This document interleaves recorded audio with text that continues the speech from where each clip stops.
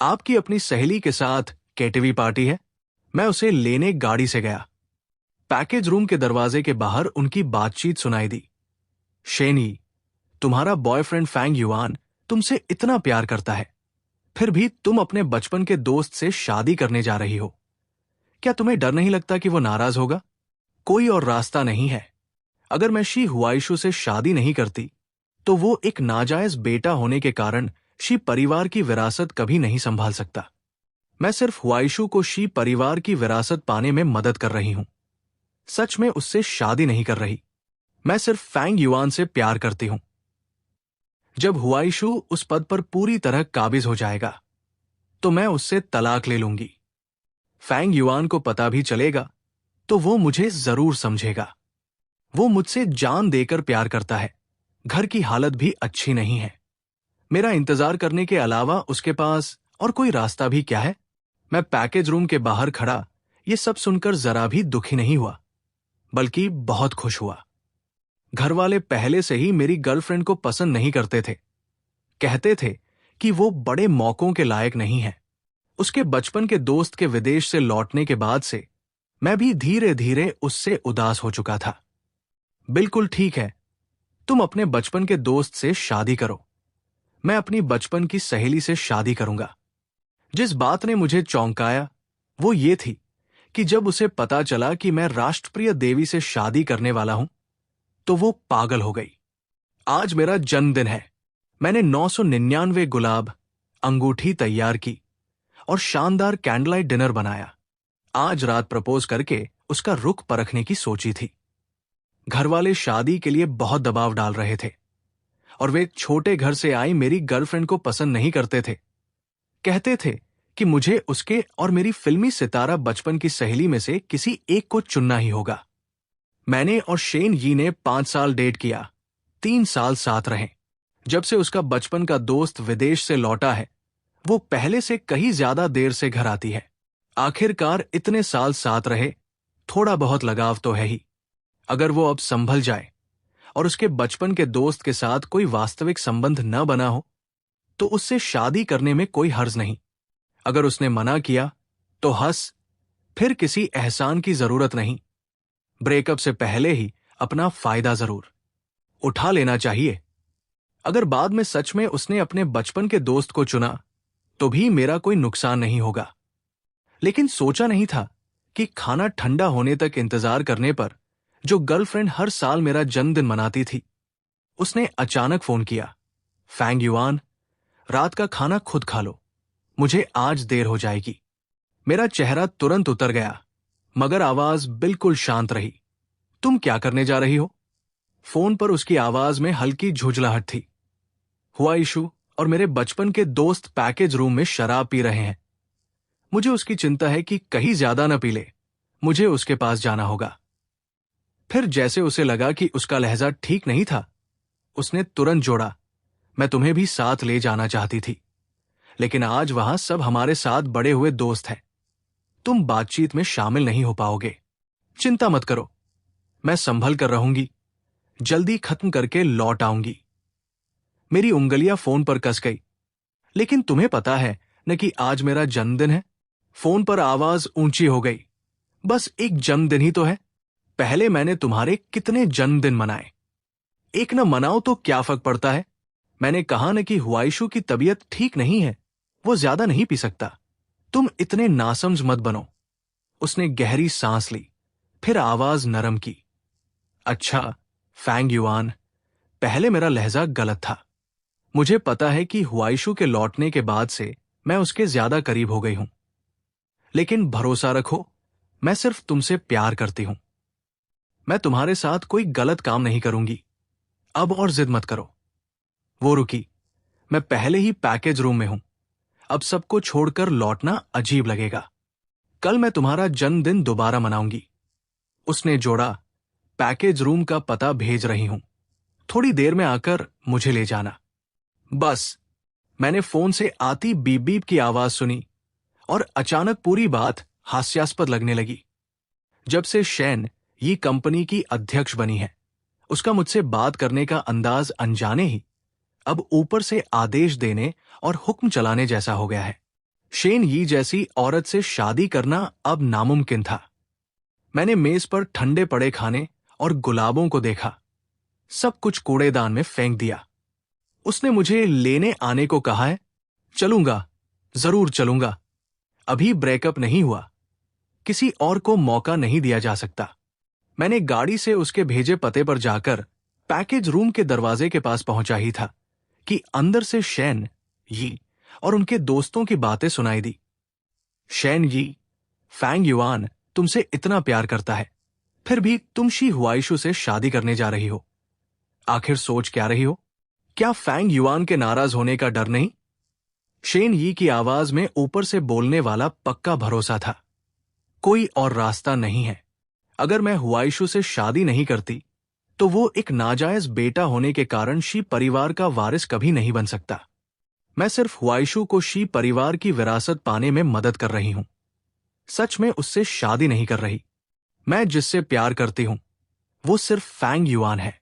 जब हुआइशु पूरी तरह वारिस की कुर्सी पर बैठ जाएगा तो मैं उससे तलाक ले लूंगी। फैंग युआन को पता भी चलेगा तो वो मुझे समझेगा। वो मुझसे इतना प्यार करता है, घर की हालत अच्छी नहीं। मेरा इंतजार करने के अलावा उसके पास और कोई विकल्प भी क्या है? अच्छा, हुआइशु वॉशरूम से लौटने वाला होगा। ये बातें तुम लोग हुआइशु को नहीं बता सकते, और फैंग युआन को तो बिल्कुल नहीं। मैं पैकेज रूम के बाहर खड़ा ये बातें सुनकर उसके लिए आखिरी उम्मीद भी पूरी तरह खत्म हो गई। बिल्कुल ठीक है, तुम अपने बचपन के दोस्त से शादी करो, मैं अपनी बचपन की सहेली से। एक दूसरे को कुछ मत कहना। मैं एक पल भी रुके बिना पलटा और चला गया। रात को शेन यी लौटी। उसके कदम लड़खड़ा रहे थे। पूरे शरीर से शराब की तेज बदबू आ रही थी। उसने मुझे सोफे पर बैठे देखा, ऊंची एड़ी के जूते उतार फेंके, चेहरा गुस्से से काला पड़ा हुआ था। फैंग युआन, क्या मतलब है तुम्हारा? मैंने तुम्हें लेने आने को कहा था, तुम आए क्यों नहीं? मैंने बस तुम्हारा जन्मदिन नहीं मनाया। एक मर्द होकर इतनी छोटी बात का हिसाब रखना शर्म नहीं आती? ये कहकर मेरा जवाब आने का इंतजार किए बिना वो लड़खड़ाती हुई बाथरूम में नहाने चली गई। नहाकर बाहर आई, देखा कि मैं बिस्तर पर लेटा हूं तो एक पल ठिठक गई। उसकी आंखों में कभी कभार ही दिखने वाला अपराध भाव झलका। वो पहले की तरह तौलिया खोलकर रजाई में घुस गई। अपना कोमल शरीर मुझसे सटाकर हल्की आवाज में लाड से बोली, पति, अच्छा, गुस्सा मत हो। मुझे पता है तुम इसलिए नाराज हो कि मैंने तुम्हारा जन्मदिन नहीं मनाया, इसलिए मुझे लेने नहीं आए। लेकिन मैं वादा करती हूं, हुआइशु और मेरे बीच कुछ भी नहीं है। देखो ना, मैं किस रात तुम्हारे साथ घर पर नहीं होती। मैं अभी अभी कंपनी की अध्यक्ष बनी हूं, बहुत थकी रहती हूं। अपनी बीवी का ख्याल रखा करो। ये कहकर वो समझदारी से नीचे खिसक गई। मैंने मन ही मन ठंडी हंसी हंसी। पहले वो कभी मुझे पति कहकर नहीं बुलाती थी। जब से शी हुआइशु लौटा है, उसे लगता है कि उसने मुझ जैसे असली बॉयफ्रेंड को नजरअंदाज किया है, इसलिए अपराध भाव से वो मुझे ऐसे बुलाने लगी है और पहली बार खुद पहल करने लगी है। इस दौरान शेन यी हर बार यही करती, एक थप्पड़ मारो, फिर मिठाई दो, मानो सच में मुझे पूरी तरह काबू में कर लेगी। चूंकि ब्रेकअप होना ही था, जो सुख मिले ले लो। मैंने भी कोई नरमी नहीं बरती, सीधे उसे पलटकर पूरी ताकत से 3000 राउंड लड़ाई की। मैंने हर दाव आजमाया, तरह तरह के तरीके अपनाए। सच में जो सामने आया उसे हराया, जो रोका उसे पछाड़ा। शेन यी हथियार छोड़कर घुटनों के बल दया मांगने लगी। बाद में उसका चेहरा लाल और संतुष्ट था। उसने मुझे बार बार चूमा, आंखों में कोमलता थी। पति, पहले मुझे क्यों नहीं पता था कि तुम इतने जबरदस्त हो? मैंने रूखे स्वर में कहा। तुम मुझसे पूछ रही हो? पहले तुम ही कहती थी कि दिन में बहुत थक गई हो, मुझे जल्दी खत्म करने को कहती थी। शेन यी के चेहरे पर थोड़ा अपराध भाव उभरा। दाहिना हाथ शरारत से मेरी छाती पर गोले बनाता रहा। अच्छा, पहले सब मेरी गलती थी। मैं वादा करती हूं, आगे से अपने पति का पूरा साथ दूंगी। पति, तुम सच में कमाल हो। अब सो जाओ। पति, तुमने बहुत मेहनत की। उसने फिर चुम्ब की आवाज के साथ मुझे चूमा, फिर मेरी बाहों में सिमटकर गहरी नींद सो गई। अगले दिन कंपनी पहुंचा तो सभी सहकर्मी मुझे अजीब नजरों से देख रहे थे। शी हुआइशु लाल आंखों के साथ मेरी ओर बढ़ा। उसके लहजे में पूरा आरोप था। फैंग युआन, मुझे पता है तुम्हारे घर की हालत अच्छी नहीं है। अगर पैसों की दिक्कत है तो मुझसे कहो, मैं शेन यी के कहने पर जरूर उधार दे देता। लेकिन तुम मेरी घड़ी कैसे चुरा सकते हो?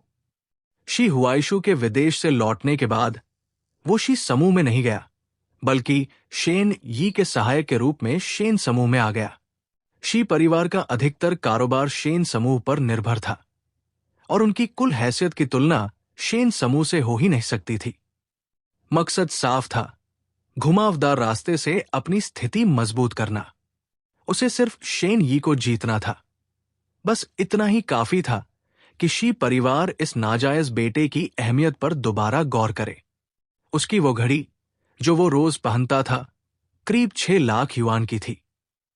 बहुतों को पता था कि शी हुआइशु शी परिवार का नौजवान मालिक है और कंपनी में आते ही सीधे शेन अध्यक्ष का सहायक बन गया। साफ था कि शेन अध्यक्ष उसे बहुत मानती है। तुरंत कोई चापलूस बोल पड़ा, क्या फैंग सुपरवाइजर, तुमने चोरी की? शी असिस्टेंट की वो घड़ी कहते हैं 6 लाख की है, तुम्हारी 2 साल की तनख्वाह के बराबर। छी, ऊपर से इतना सीधा सादा दिखता है, अंदर से ऐसा निकलेगा, सोचा नहीं था। हां, गरीब तो है ही और हाथ भी साफ नहीं। ऐसा आदमी डिपार्टमेंट सुपरवाइजर कैसे बन सकता है? दूसरे सहकर्मी कियान फेंग ने ताना मारा, अरे यार फैंग युआन, तू पैसों के लिए पागल हो गया है क्या? 6 लाख की घड़ी भी चुराने की हिम्मत? ऐसे आदमी को तो जेल भेज देना चाहिए, जीवन भर बदनाम कर देना चाहिए। कहीं उसकी ये सुपरवाइजर की कुर्सी भी चोरी की कमाई से तो नहीं आई। कियान फेंग, मैं और शेन यी तीनों यूनिवर्सिटी के सहपाठी थे। वो स्टूडेंट यूनियन का अध्यक्ष भी था और शेन यी के पीछे काफी समय तक पड़ा रहा। नतीजा ये हुआ कि शेन यी के मेरे साथ हो जाने के बाद कियान फेंग का दिल टूट गया। बाद में वो शेन समूह में भर्ती हुआ और मेरे लिए मुसीबतें खड़ी करने में कोई कसर नहीं छोड़ी। इस दौरान शी हुआइशु और शेन यी काफी करीब आ गए। जब उसे पता चला कि शी हुआइशु शी परिवार का नौजवान मालिक है, तो उसका मन कुछ हद तक शांत हुआ। उसने सबसे पहले जाकर उसकी चापलूसी की और उससे गठबंधन कर लिया। वो शी हुआइशु का वफादार नौकर बन गया और उसके बाद जब भी मुझसे मिलता, सिर ऊंचा करके चलता, आंखों में घमंड और ताना भरा रहता। कियान फेंग की बात खत्म होते ही कोई जोर से हंसकर बोला, हां, कौन जाने, क्या वो शेन अध्यक्ष का बॉयफ्रेंड नहीं है? बस रिश्तों के सहारे ऊपर पहुंचा होगा। हाँ, एक मुफ्तखोर बेकार आदमी। शी हुआइशु ने देखा कि इतने सारे लोग उसकी तरफ है, तो उसकी आंखों में चुनौती और गहरी हो गई। फैंग युआन, मैं तुम्हें मुश्किल में नहीं डालना चाहता। तुम घुटनों के बल बैठकर मुझसे माफी मांग लो तो वो घड़ी मैं तुम्हें गिफ्ट समझकर छोड़ दूंगा। कैसा रहेगा? मैंने उसे घूरा, फिर अचानक हंस पड़ा। अगले ही पल मैंने सीधे उसके चेहरे पर एक जोरदार थप्पड़ मार दिया। घड़ी चुराई, घुटनों पर माफी। पहले अपनी मां को माफी मांगना सिखा। मैंने उसे जमीन पर दबाकर लगातार 7-8 थप्पड़ रसीद कर दिए। तुम्हारी हिम्मत कैसे हुई मुझे मारने की? सबसे पहले कियान फेंग ने प्रतिक्रिया दी। वो मेरा कॉलर पकड़ने दौड़ा। फैंग युआन, पागल हो गए हो? शी असिस्टेंट को मारने की हिम्मत? सिक्योरिटी कहाँ है? मैं साइड में हटकर उसकी पकड़ से बचा, पलटकर उसके घुटने पर लात मारी। कियान फेंग चीखता हुआ घुटने के बल झुक गया। कियान फेंग, मैंने खतरनाक नजरों से उसे घूरा। अगर तूने एक और शब्द बोला तो मैं तुझे भी पीटूंगा। मेरी नजर से डरकर कियान फेंग मुंह खोले खड़ा रह गया, बोल नहीं पाया। अभी अभी शोर मचा रहे सहकर्मी पूरी तरह चुप हो गए। सबने आंखें फाड़कर मुझे अविश्वसनीय नजरों से देखा। किसी की हिम्मत नहीं हुई आगे आने की। उन्होंने सोचा भी नहीं था कि रोज शांत और मिलनसार दिखने वाला फैंग सुपरवाइजर इतना खतरनाक रूप दिखा सकता है। शी हुआइशु ने जैसे तैसे संभल कर सूजे हुए गाल को पकड़ा, दांत पीसकर मुझ पर उंगली उठाई। फैंग युआन, तुमने मुझे मारा। आज तुम इस दरवाजे से बाहर नहीं जा सकते। मैं कहता हूं, शे नहीं आएगी तो भी तुम्हें नहीं बचा पाएगी। पुलिस बुलाओ। मैं पुलिस बुलाऊंगा। मैं तुम्हें जेल भिजवाऊंगा। पुलिस? मैंने फिर उसके चेहरे पर एक जोरदार थप्पड़ मारा। शी हुआइशु, बुला लो। तू वो घटिया नाजायज बेटा है। कंपनी में पहले दिन मुझ पर कॉफी गिराने का झूठा इल्जाम लगाया था। मैंने तुझे बहुत छूट दे रखी है। अच्छा ही है, पुलिस को बुलाकर ठीक से जांच कराओ कि तुम्हारी वो 6 लाख की घड़ी आखिर गई कहाँ। कंपनी में हर जगह सीसीटीवी है। मान भी लो सीसीटीवी खराब हो गई, फिंगरप्रिंट तो होंगे ही। तू सबको मूर्ख समझता है क्या? मैंने फोन निकाल कर हिलाया। तुम लोगों की अभी की बातें मैंने रिकॉर्ड कर ली है।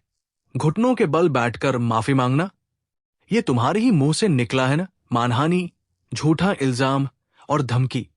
बताओ, पुलिस आई तो पहले किसे ले जाएगी? असल में अगर वो सीसीटीवी मिटा भी देता, कोई बात नहीं थी। पिछली बार जब कंपनी का सीसीटीवी खराब हुआ था, मैंने ही उसे ठीक करवाया था। जब उसने मुझ पर कॉफी गिराने का झूठा आरोप लगाया था, तब से मैं सतर्क हो गया था। मेरे फोन से सीसीटीवी का बैकअप देखा जा सकता है। इस कुत्ते ने मुझ पर झूठे इल्जाम लगाने की आदत बना ली है। शी हुआइशु का चेहरा तुरंत बुरी तरह पीला पड़ गया। मुझ पर उठाई उसकी उंगली कांप रही थी। वो एक शब्द भी नहीं बोल पाया। तभी शेन यी ने आखिरकार चुप्पी तोड़ी। वो ऊंची एड़ी पहने दफ्तर से भागती हुई बाहर आई और चेहरा लाल किए शी हुआइशु को झट से अपनी बाहों में भर लिया। फिर मुझ पर गुस्से से चिल्लाई, फैंग युआन, बहुत हो गया। अगर तुम्हें सच में पैसों की कमी है तो मुझसे कह सकते हो। ऐसा काम कैसे कर सकते हो? मैंने शेन यी को शी हुआइशु को अपनी बाहों में छिपाते देखा तो अचानक बहुत बेतुका लगा। मैं हंस पड़ा। शेनी, कल रात तुम मेरी बाहों में लेटी थी, भर्राई आवाज में मुझे पति कह रही थी, और आज पूरी कंपनी के सामने, जानते हुए भी कि शी हुआइशु मुझ पर झूठा इल्जाम लगा सकता है, तुमने पल भर भी नहीं सोचा और उसी का साथ दिया। मुझ पर कीचड़ उछालने पर तुल गई। शेनी, तुम सच में बेशर्म हो। शेन यी का चेहरा एकदम लाल हो गया। वो गुस्से से थरथराई। फैंग युआन, तुम क्या बकवास कर रहे हो? यहां पागलपन मत दिखाओ। मैं पागलपन दिखा रहा हूं? मैंने व्यंग्य से कहा। क्या कल रात रोते हुए पति कहना भूल गई और आज दूसरे मर्द को गले लगा रही हो? शेनी, तुम्हारा ये एक थाली में खाना और दूसरी पर नजर रखने का हुनर दिन ब दिन निखरता जा रहा है। मैंने ऐसा नहीं किया। उसकी आवाज घबराई हुई थी, आंखें लाल। मैंने सिर्फ देखा कि हुआइशु को चोट लगी है। मेरे और उसके बीच सब कुछ साफ सुथरा है। मेरी आंखों का व्यंग्य और गहरा हो गया। साफ सुथरा? शेनी, तुम्हें तो उस घटिया नाजायज बेटे से शादी करनी है ना? यहां मुझसे साफ सुथरा कह रही हो? तुम ढोंग करना बंद करो। शेन यी का दिमाग एक पल के लिए सुन पड़ गया। वो पूरी तरह अवाक रह गई। तुम्हें तुम्हें कैसे पता? वो घबरा गई। उसने झट से शी हुआइशु को छोड़ा और मेरा हाथ पकड़ने दौड़ी। फैंग युआन, मेरी बात सुनो, मेरी मजबूरी है।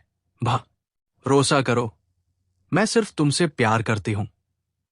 मैं उससे पूरी तरह उदास हो चुका था। उसकी बकवास सुनने का मन नहीं था। मैंने उसे झटक दिया। ब्रेकअप, बेवफा औरत। शेनी स्तब्ध रह गई, मुझे देखती रही। उसने सोचा भी नहीं था कि मैं उससे ये 2 शब्द कहूंगा। क्या? मैंने ऊपर से नीचे उसे देखा और एक एक शब्द पर जोर देते हुए कहा। मैंने कहा, ब्रेकअप। क्यों? मिस शेन बहरी हो गई है क्या? जब तुम किसी और से शादी करने जा ही रही हो तो मुझे पकड़ कर रखना तो नहीं चाहोगी ना? शी हुआइशु ने मुझसे ब्रेकअप की बात सुनी तो उसकी आंखों में अचानक चमक आ गई। शेन ही आग बबूला हो गई। उसने इतना झुककर अपना स्वाभिमान नीचे करके मुझे समझाया था। फिर भी मैंने पूरी कंपनी के सामने उससे ब्रेकअप करने की हिम्मत की। वो गुस्से से हंसी, दांत भींचकर मुझे घूरा। फैंग युआन, सोच लो। ये मत समझना कि नखरे दिखाने से मुझे काबू में कर लोगे। अगर तुमने दोबारा ब्रेकअप कहा तो बाद में घुटनों के बल माफी मांगने पर भी मैं नहीं मानूंगी। मैंने उसकी आंखों में देखा, बिल्कुल गंभीरता से। ब्रेकअप। पूरी कंपनी में एकदम सन्नाटा छा गया। सबकी सांसें थम गई। शेन यी ने मुझे ऐसे घूरा जैसे मुझे जिंदा खा जाना चाहती हो। उसकी आंखें लाल थी, छाती जोर से उठ गिर रही थी। अगले ही पल दांत पीसकर वो चिल्लाई, बाहर निकलो। जब ब्रेकअप करने की हिम्मत जुटा ही ली है तो मेरे सामने से दफा हो जाओ।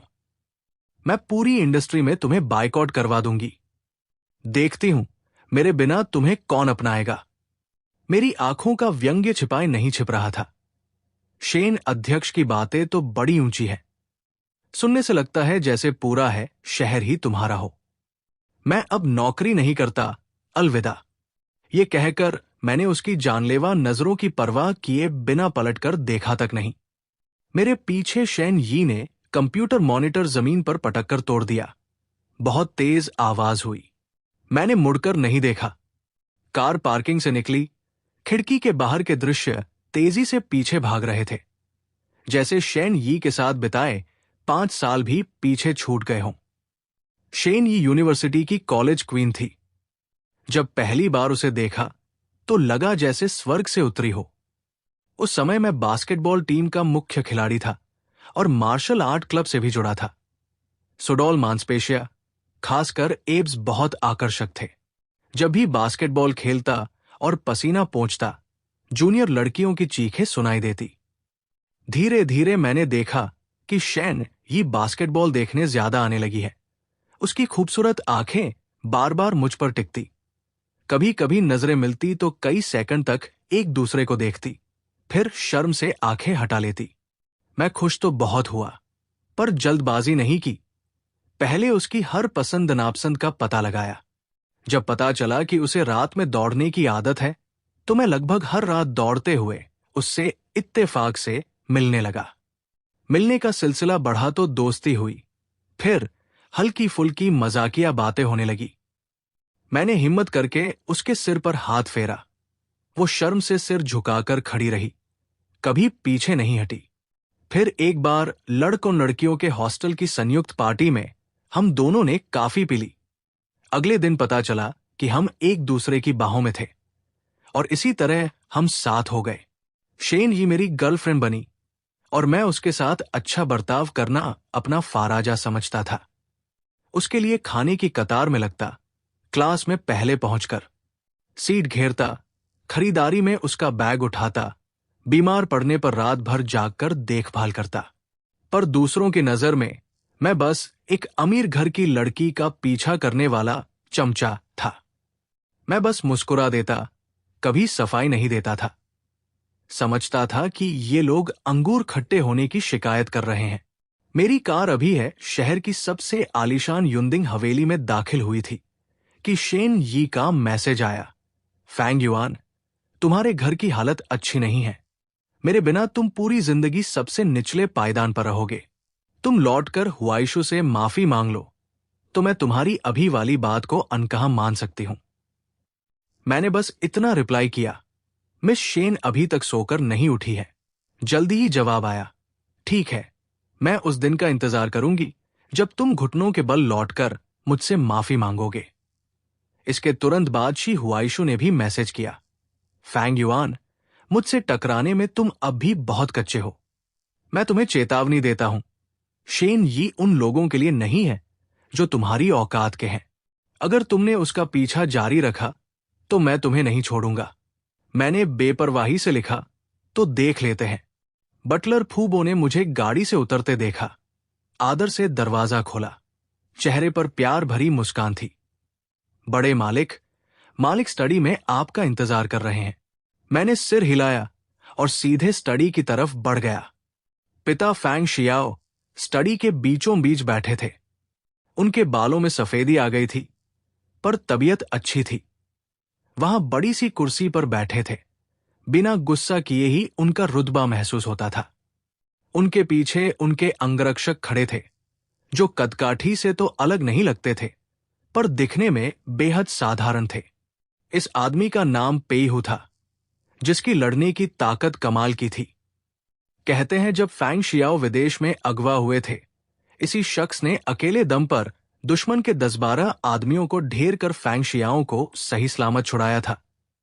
यही घटना इसकी मशहूरी की वजह बनी, और यही फैंग शियाओं का सबसे भरोसेमंद आदमी है।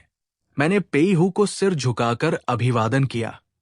उसने आदर से झुककर बड़े मालिक कहा। फैंग शियाओ ने मुझे देखकर मजे लेते हुए कहा, अरे वाह, ये कौन आ गया? है शहर के सबसे अमीर आदमी का बेटा, और उसे एक औरत ने बाहर निकाल दिया। जानते हो, किसी को मत बताना कि तुम फैंग शियाओ के बेटे हो, मुझे शर्म आएगी। मैं बेफिक्री से बैठ गया और खींच कर बोला, ये सब तुम्हारी वजह से है। अगर तुम मुझे गरीब बनकर रहने को नहीं कहते, तो क्या मैं इतने सालों तक लोगों से अपमान सहता?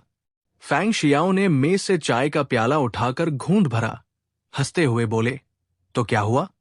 लड़कों को गरीबी में पालना हमारे परिवार की परंपरा रही है। पहले तुम्हारे दादा गांव में जाकर तमाम मुसीबतें झेलकर बड़े हुए। फिर मेरी बारी आई तो तुम्हारे दादा ने क्या कहा? कहा कि जो तकलीफें उन्होंने झेली, मुझे भी उनमें से एक भी कम नहीं झेलने देंगे। उस बूढ़े ने मुझे अकेले गांव में छोड़ दिया, मरने जीने का ठेका खुद लेने को कहा। तुम तो अच्छे जमाने में पैदा हुए हो। उस वक्त मैंने कस्बे के हाई स्कूल में दाखिला लिया। एक इलाके के गुंडे से दुश्मनी हो गई। लोगों ने चाकू तलवारें लेकर पूरे 13 गलियों तक मेरा पीछा किया। पूरे 13 गलियां। फैंग शियाओ ने चाय का प्याला मेज पर रखा। उनकी नजरें कुछ खोई खोई सी हो गई। आखिर में मैं एक लोहार के घर की दीवार फांद कर घुसा। वहां 2 ताजा बनी चाकू उठाई और आहर निकल पड़ा। जब उन्होंने देखा कि मैं सच में जान देने को तैयार हूं और आसपास भीड़ भी बढ़ती जा रही है, तो मामला बढ़ने के डर से मुझे छोड़ दिया। बाद में तुम्हारे दादा को पता चला तो उन्होंने सिर्फ एक चिट्ठी भेजी, जिसमें एक ही लाइन थी, जिंदा है तो ठीक है। मैं कुर्सी की पीठ से सटकर बड़बड़ाया, तो तुमने दादा का यही तरीका मुझ पर आजमाया? और नहीं तो क्या? फैंग शियाओ ने बेधड़क कहा, कहते हैं दादा पोते में खास प्यार होता है। मैं उस बूढ़े को तो कुछ नहीं कर सकता था, तो अपनी भड़ास तुम पर निकाल दी। उन्होंने आह भरी। दरअसल तुम्हारे दादा ने मरने से पहले मुझसे कहा था कि आदमी को पहले पता होना चाहिए कि उसकी औकात क्या है, तभी उसे पता चलेगा कि वो कितना बड़ा बोझ उठा सकता है। जिंदगी की कड़वाहट जानेगा, तभी अपनी जड़ें नहीं भूलेगा और एक पक्का घिनौना पूंजीपति नहीं बनेगा। मैंने देर तक सोचा, फिर जांग पर हाथ मारकर कहा, क्या बात है, बिल्कुल सही कहा। बाद में जब तुम बचपन में अगवा हुए तो मेरा इरादा और पक्का हो गया कि तुम्हें आम जिंदगी जीने भेजूं। मैंने तुम्हें बोर्डिंग स्कूल में डाला। तुम्हें लोग तंग करते थे। मैं अंगरक्षकों से चुपचाप निगरानी करवाता था, पर दखल नहीं देता था। तुम सोचते हो मुझे तकलीफ नहीं होती थी, लेकिन तुम मर्द हो, मेरे इकलौते बेटे हो, तुम्हें खुद उठना सीखना होगा। मैंने अचानक पूछा, और अगर मैं नहीं उठता? फैंग शियाओ ने मुझ पर नजर डाली। तो फैंग शियाओ समझेगा कि उसका कोई बेटा है ही नहीं, और इस जायदाद के बारे में सोचना भी मत। मैं इसे देश को दान कर दूंगा, ताकि देश और जनता का कुछ भला हो सके। फैंग शियाओ ने यह बड़ी सहजता से कह दिया, पर चाय का प्याला पकड़े उनके हाथ हल्के से कांप रहे थे। पीछे खड़े पेइहू ने हल्की खांसी दी। मालिक, पिछली बार आप नशे में बहुत बोल रहे थे। कह रहे थे कि बड़े मालिक को बोर्डिंग स्कूल में लोग तंग करते थे, और अगले ही दिन आपने उन्हें तंग करने वालों के बाप को सबक सिखा दिया। चुप रहो। फैंग शियाओ ने पेइहू को घूरा। उनका बूढ़ा चेहरा शर्म से लाल हो गया। मैंने बूढ़े को झेमते देखकर अपने मन की बची खुची शिकायत भी काफी हद तक खत्म हो गई। मैंने मुस्कुराकर उन्हें देखा। फैंग शियाओ, इस बार मुझे बाहर निकलवाने का खेल भी तुम्हारा ही है ना? मैंने यूनिवर्सिटी पूरी करके कहा था कि ग्रुप में इंटर्नशिप करूंगा, पर तुमने जबरदस्ती मुझे शेन समूह में भेज दिया। उस साल शी हुआइशु ने एक बार में हुड़दंग मचाया। एक बीजिंग के रसूखदार घराने के नौजवान की टांग लगभग तोड़ दी। तभी शी परिवार को मजबूरन उसे विदेश भेजना पड़ा। शी परिवार खुद जाकर माफी मांग आया, भारी हर्जाना दिया और वादा किया कि शी हुआइशु को जीवन भर वापस नहीं बुलाएंगे। अब शी परिवार उस रसूखदार घराने को नाराज करने का जोखिम उठाकर अचानक इस नाजायज बेटे को वापस कैसे बुला सकता है? कहीं ये भी तुम्हारी ही चाल तो नहीं? फैंग शियाओ ने शरारती हंसी हंसी। उनकी आंखों में बूढ़ी लोमड़ी जैसी चालाकी चमकी। तो क्या हुआ? फैंग समूह वैसे भी शेन परिवार का सबसे बड़ा सप्लायर और निवेशक है। यह कहना गलत नहीं होगा कि शेन परिवार हमारी फैंग समूह की एक सहायक कंपनी जैसा है। तुम्हें वहां इंटर्नशिप के लिए भेजना अपनी ही कंपनी में भेजने जैसा था। रही बात शी हुआइशु की, तो मैंने बस अपने बीजिंग वाले पुराने दोस्त को एक फोन किया था। उन्होंने मुझ पर नजर गड़ाई और आवाज ऊंची की। मैं पहले से ही उस शेन यी के साथ तुम्हारे रिश्ते के खिलाफ था, पर तुमने मेरी एक न मानी और मुझसे झगड़ा भी किया। मुझे गुस्सा आया। मैं तुमसे खुलकर कहता हूं, शेन परिवार की 3 बेटियां हैं। शेन यी जिस कुर्सी पर बैठी है वो भी मेरे दबाव से बैठी है। उस वक्त भी मैंने तुमसे कहा था कि औरत जितना ऊपर उठती है वह या तो तुम्हें नीचा दिखाने लगती है या तुमसे बेहतर मर्द तलाशने लगती है। खासकर शेन यी जैसी औरत जो अचानक अमीर हुए परिवार से आई है। उसका असली रईस घरानों से कोई मुकाबला नहीं। ऐसी औरतें सबसे ज्यादा भ्रम में होती है और आम लोगों को सबसे कम समझती है। तुमने नहीं माना तो मैंने अपने तरीके से तुम्हें सच दिखा दिया। मैं चुप रह गया। फैंग शियाओ ने आह भरकर धीरे से कहा, खैर, लियू रुयान से शादी की बात मैं लियू परिवार से कर लूंगा। उस साल जब तुमने शेन यी के साथ रहने की जिद की थी तो लियू रुयान को बहुत बड़ा सदमा लगा था।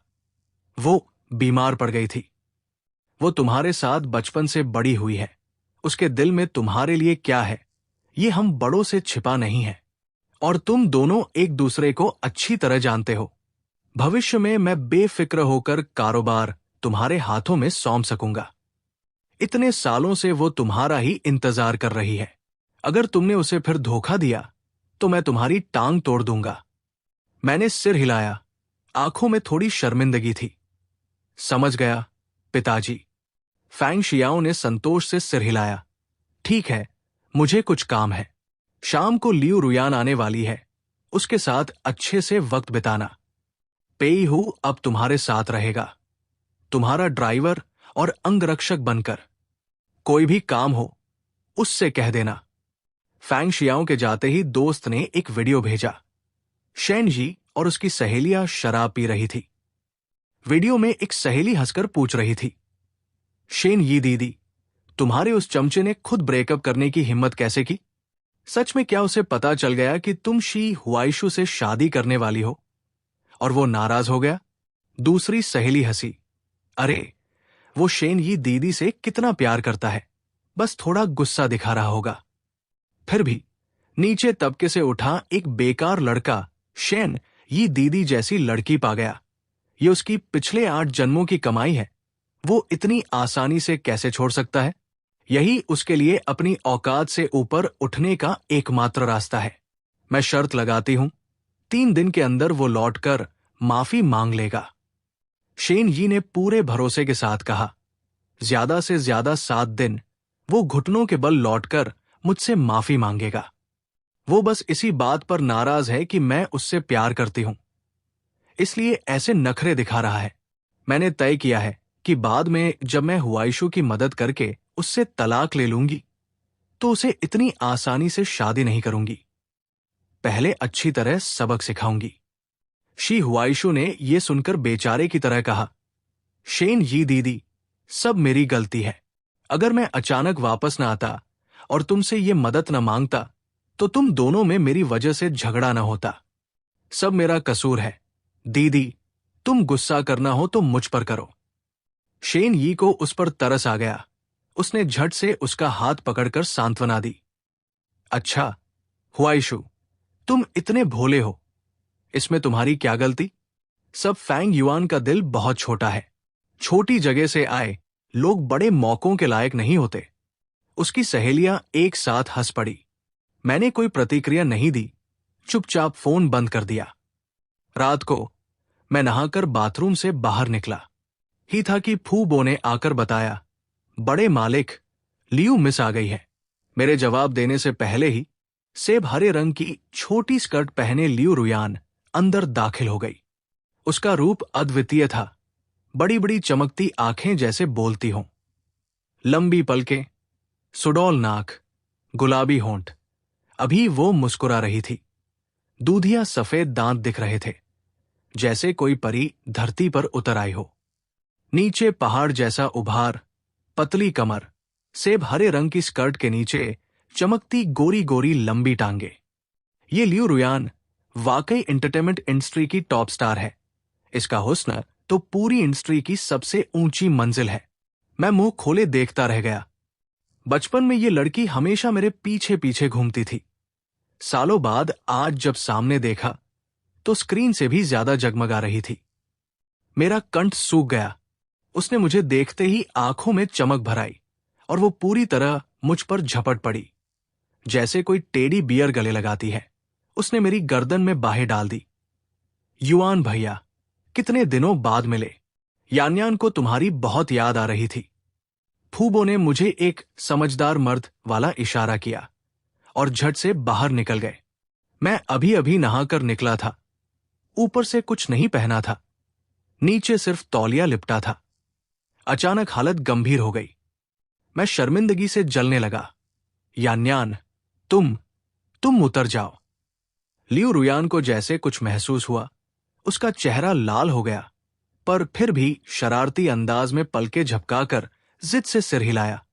नहीं, नहीं उतरूंगी। युआन भैया ने मुझे बहुत दिनों से गले नहीं लगाया। फैंग अंकल ने मुझे सब बता दिया है। हमारी शादी की तारीख जल्द तय हो जाएगी। तुम मेरे होने वाले पति हो। मुझे शर्म नहीं आती। तुम्हें क्यों आ रही है? उसने होंठ फुलाकर मेरे कान के पास फुसफुसाया। युआन भैया, मैं आने से पहले नहा चुकी हूं। कान के पास उसकी गर्म सांस और उसकी हल्की हल्की खुशबू महसूस करते ही मेरे पूरे शरीर का खून खौलने लगा। इस वक्त अगर डर गया तो मर्द ही क्या कहलाऊंगा। मैंने अब और नहीं रोका। झुककर उसके कोमल गुलाबी होंठ चूम लिए। उसका जवाब बहुत अनाड़ी था। मैंने उसे गोद में उठाकर आराम से बिस्तर पर लिटाया, उसके माथे से अपना माथा सटाया और भारी सांस लेते हुए पूछा, क्या बात है? यान्यान का पहला किस है? लियू रुयान ने मासूम बड़ी बड़ी आंखों से जोर से सिर हिलाया। ये लड़की मनोरंजन जगत में रहती है। अपने हुस्न और अभिनय के दम पर छोटी उम्र में ही गोल्डन रोस्टर और 100 फ्लावर्स दोनों पुरस्कार जीत चुकी है। पूरे इंटरनेट पर करोड़ों प्रशंसक हैं। लेकिन मुझे इस बात की जरा भी चिंता नहीं कि उसे कोई गलत काम के लिए मजबूर कर सकता है। लियू परिवार खुद एंटरटेनमेंट इंडस्ट्री की सबसे बड़ी कंपनी चलाता है। उसकी मैनेजर, अंगरक्षक, मेकअप आर्टिस्ट सब लियू परिवार के अपने लोग हैं। लियू रुयान को किसी रसूखदार या पूंजीपति को खुश करने की जरूरत नहीं है। वो खुद इस इंडस्ट्री की सबसे बड़ी ताकत और पूंजी है। उसके सारे स्क्रिप्ट लगभग उसी के हिसाब से लिखे जाते हैं। 5 साल के करियर में कोई अफवाह नहीं, कोई इंटीमेट सीन नहीं, पूरी इंडस्ट्री में एक साफ सुथरा नाम। मैंने अपनी बाहों में लियू रुयान के मासूम चेहरे को देखा, गहरी सांस ली और फिर उसे गहराई से चूमने लगा। मेरी रहनुमाई में ये लड़की धीरे धीरे बहाव में आ गई। उस रात मैंने खास कोमलता बरती। उसने मुझे कसकर पकड़ रखा था। उसकी आवाज मधुर और हवामा एक गूंजती रही। आधी रात के बाद वो थककर मेरी बाहों में गहरी नींद सो गई। उसकी आंखों के कोनों में आंसुओं की बूंदें थी। उसके आंसू पहली बार 15 साल पहले देखे थे। उस साल मैं 10 साल का था और वो 8 की। मैं और लियू रुयान पार्क में खेल रहे थे, तभी हमें अगवा कर लिया गया। हमें एक बंद पड़ी फैक्ट्री में 7 दिन 7 रात बंद रखा गया। चारों तरफ कीड़े मकोड़े, तिलचट्टे और चूहे घूमते रहते। वो डर से कांपती और रोती रहती। सिर्फ मेरी बाहों में सिमट कर ही सो पाती। मैं खुद भी बहुत डरा हुआ था, पर फिर भी एक छोटे मर्द की तरह उसकी हिफाजत करता और दिलासा देता रहा। उसी घटना के बाद से लियू रुयान मुझ पर जान छिड़कने लगी। मुझे देखते ही दौड़कर मेरी बाहों में आ जाती, मेरा कपड़ा पकड़कर नहीं छोड़ती। उसकी भोली मासूम आंखें सच में दिल पिघला देती थी। अगले दिन एक बड़ी खबर ने पूरे इंटरनेट पर तहलका मचा दिया। राष्ट्रप्रिय देवी लियू रुयान ने अगले महीने अपनी शादी की तारीख तय कर ली है। यह खबर खुद लियू रुयान ने वीबो पर पोस्ट की थी। बस एक तस्वीर, 2 हाथ आपस में गुंथे हुए और 4 शब्द, अगले महीने मिलते हैं। चंद मिनटों में ही टिप्पणियां लाखों में पहुंच गई। ट्रेंडिंग सीधे नंबर 1 पर फट पड़ा। लियू रुयान ने शादी की घोषणा की का टॉपिक रॉकेट की रफ्तार से ऊपर चढ़ गया। अरे यार, सुबह उठते ही देवी किसी और की हो गई। वो मर्द कौन है? बाहर आ, सामने होकर बात कर, मुझसे अकेले लड़। मेरी 38 मीटर लंबी तलवार कहाँ है? मेरा दिल टूट गया। आज से 3 घंटे के लिए इंटरनेट बंद। मैंने उसे अनफॉलो किया। जब देवी शादी कर ले तो उन्हें फॉलो करने का क्या फायदा? चलो 30 सेकंड के लिए अनफॉलो किया। 30 सेकंड बाद भी मैं उन्हीं से प्यार करूंगा। मेरी पूरी जवानी खत्म हो गई। टॉयलेट में रो रो कर बेहाल। पक्का बिजनेस अलायंस वाली शादी है। मेरी यान दीदी के लिए दुख हो रहा है। ऊपर वाले, जागो। लियू परिवार खुद इंडस्ट्री की सबसे बड़ी ताकत है। उन्हें कौन मजबूर कर सकता है? पूरा इंटरनेट मातम मना रहा था।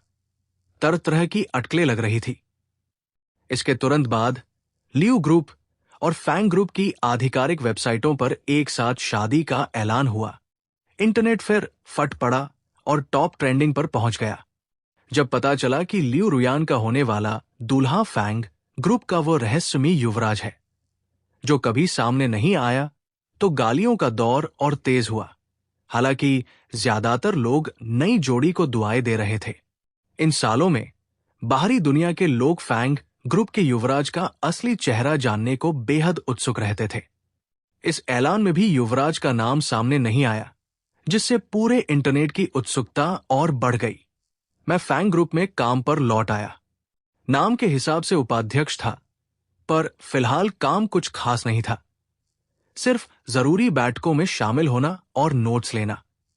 छुट्टी के बाद पेईहू ने रियर व्यू मिरर में देखा। बड़े मालिक, ब्राइडल शॉप से अभी फोन आया था। विदेश से एक्सप्रेस डिलीवरी से आया आपका सूट आ गया है। पूछ रहे थे कि सीधे हवेली भेज दे।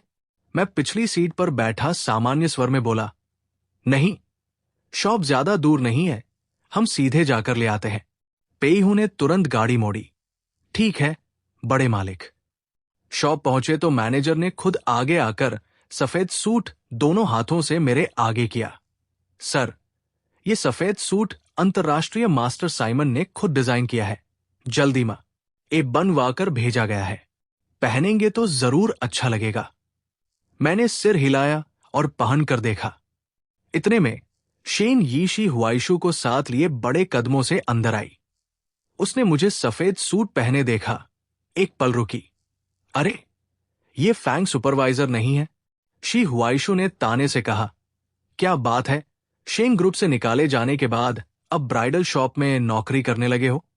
पेईहू ने उसे बस एक रूखी नजर से देखा। मैंने उसकी बात पर ध्यान नहीं दिया। शीशे के सामने कॉलर ठीक किया। शेन ये आखिरकार सामान्य हुई। उसका चेहरा कुछ उलझा हुआ था। फैंग युआन, तुम ये सब क्या पहन रहे हो? ये सूट।